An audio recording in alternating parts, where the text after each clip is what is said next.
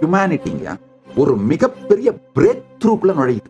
இன்னும் 10 வருஷத்துல பாத்தீங்கன்னா 2036 10 வருஷத்துக்குள்ள எதிர்காலம் ஏஐ சம்பந்தமா தான் இயங்கும். அதை எல்லாரும் புரிச்சுக்கோங்க. ஒரு சாதாரண விஷயமான ரூமை எப்படி கிளீன் பண்ணணும் அப்படிங்கறதுல ஆரம்பிச்சு உங்க பர்னிச்சர்ஸை எப்படி அடுக்கணுங்கிறதுல இருந்து உங்களுடைய வாழ்க்கையோட மிக உயர்ந்த நிலையை எப்படி அடையிறதுன்றது வரைக்கும் எல்லாருமே ஏஐயோட நாலேஜையும் எக்ஸ்பர்டைஸையும் எடுத்துக்கிட்டு தான் செயல்பட போறாங்க. யார் இப்ப அடுத்த 10 வருஷத்துல எலைட் சொசைட்டியா, ரிச்சா, இன்டெலிஜென்டா, எஜுகேட்டடா, பூமியோட எல்லா ரிசோர்சஸையும் என்ஜாய் பண்ற எலைட் சொசைட்டியா மாற போறாங்க அப்படின்னா இந்த advanced daily AI companions use பண்றவங்க தான் மாற போறாங்க. அது 50% ஆஃப் த பாப்புலேஷனா இருக்கும்.